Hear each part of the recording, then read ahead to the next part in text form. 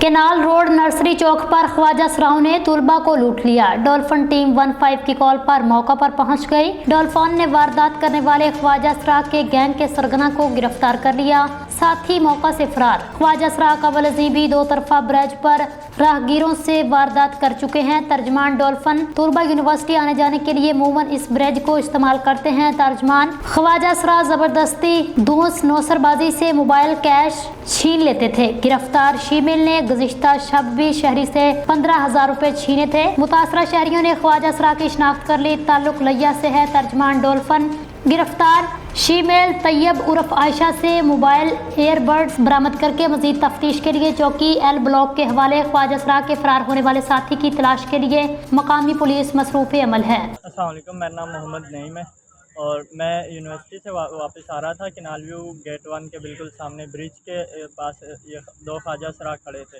जो कि पहले भी एक मतलब मेरे साथ वारदात हो चुकी है। इन्होंने मेरे से पैसे छीने पहले, मैं जो कि तब मैंने पुलिस पे कॉल नहीं की थी, 15 पे कॉल नहीं की थी, और आज फिर दोबारा इन्होंने मुझसे फ़ोन छीने और एयरबड्स छीने और मैंने 15 पे तब कॉल की और पुलिस ने जो कि हमारी मदद की। अब मेरा नाम है दिली है।